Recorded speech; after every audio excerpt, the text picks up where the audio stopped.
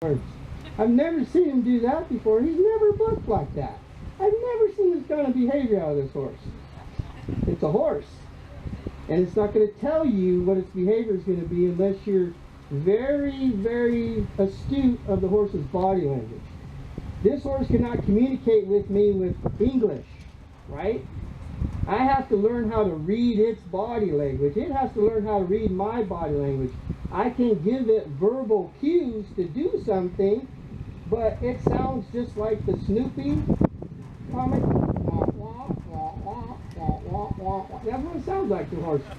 Do we know if they actually understand the verbiage? Horse never told me that it understood that. Okay, it's all about setting it up for the horse to make a maneuver, and then you release the pressure and the horse does it. That's natural. In the herd, that horse will come in that herd and say, I think I want to get in that number 2 position. Number 2 says, that's my ear. Next thing comes my teeth. Next is my feet. Horse sees that, says, okay, I heard that, I'm out of here. Or, oh yeah, I want to challenge that. I'll see if I can get that second place position. And that's what happens with you every time you go in a corral with the horse. He says, so, I've been thinking about this all night, and then when I come in here with this horse, I'm going to do this plan. The horse says, yeah, well, I think I want to be number 1 today. We'll see what you think about that. So how do we gain control over our horse? We gain control over this big 454 nitrous oxide super chip powerful engine back here. So we do that from the ground first. We teach our horse that from the ground, I'm going to disengage your hindquarters. I want those feet to cross the back feet. When the back feet cross, I'm going to offer relief, right? If I don't offer relief and just keep crossing, the horse says, never mind.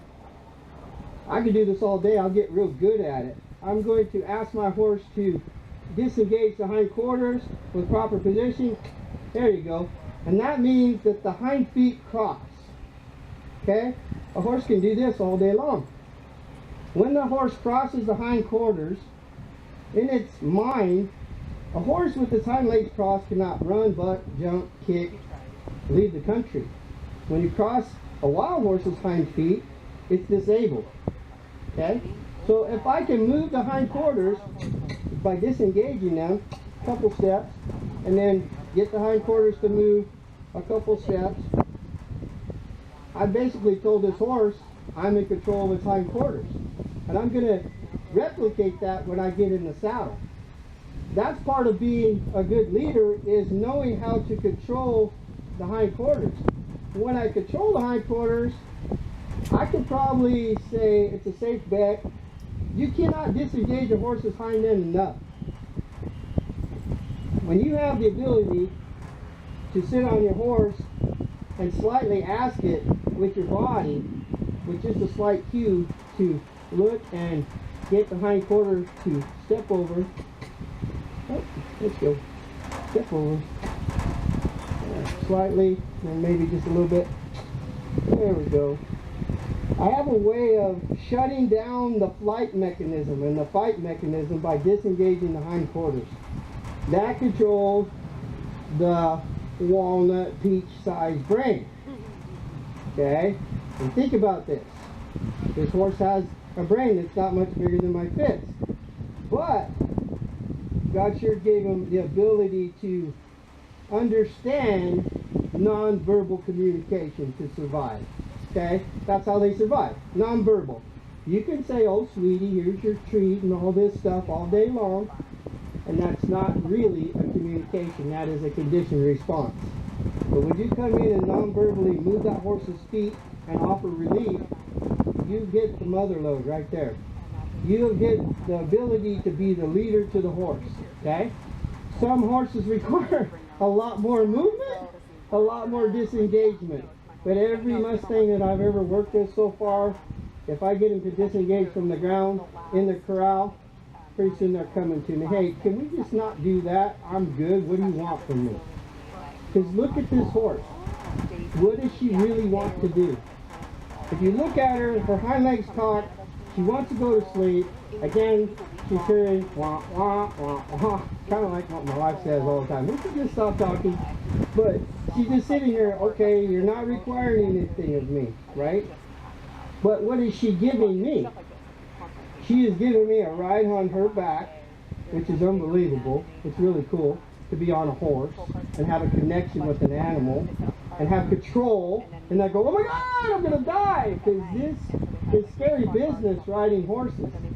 You might as well just learn how to be a helicopter pilot. How many want to do that? There's a lot of gadgets to flip and switch and check and make sure it happens before you take off, right? You don't want to take off without having control over that aircraft or you're going to die. Well, the ground comes up really fast on a horse, okay?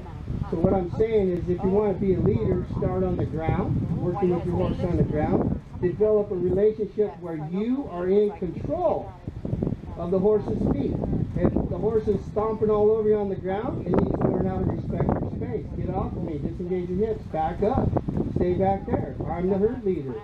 You become a herd of two when you get with a horse, and you have to be the leader.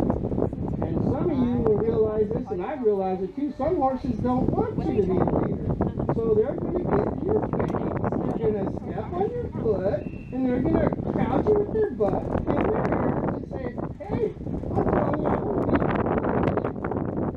But what do you do? How do you think? Stop there and stay there. Have you ever watched horses in a herd when they're in a group? There's one that comes in and says, all right, y'all, back off. I came in the house. And everybody backs off. And they get in the corner and say, okay, as long as you don't ask us to do anything, I'll just stay over in this corner and eat this little blade of grass, and you can have the whole pile to yourself. But there'll be one horse that says, oh, I think I'm going to go over and see what he's got in his toolbox. And then there's a little squabble, and the one that wins is the leader. And that's what happens when we get with our horses, is they just want to do this, nothing. Just stand around and eat and drink and lay in the sun. I've never caught my horse out there running laps and practicing special maneuvers at midnight. Hey, I need to go watch my horse. Oh, look what he's doing all by himself. He doesn't do that. He doesn't do that. And then we come up and say, okay, I'm going to put a saddle on you and we're going to go for a trail ride. He says, yeah, I like it here. I know this environment. I know what's happening here. This is a great place to be.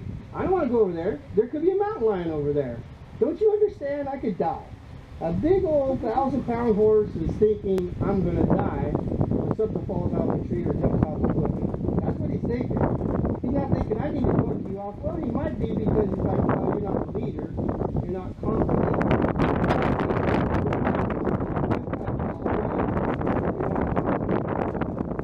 How do you get confident? You get confident by practicing your plans. All of them. All the different scenarios. Run them all through your head. And horses go, well, we tried everything. I'm not ready for anything. So you just keep trying everything. All different types of maneuvers, training, and experiences, and new things, and riding up to things, and letting them look at them, and riding away, riding up, letting them look at it right away. These are all just ways of developing your leadership, because you want this horse to trust you and operate off of super soft cues. You want this horse to have the ability to understand through communication, through a look, that you want to go somewhere, through a feel that you want to change your direction. It's a slight feel. If you think about the fact that a horse can feel a fly land anywhere on its body, how much pressure does it take to get a horse to respond to what you're doing?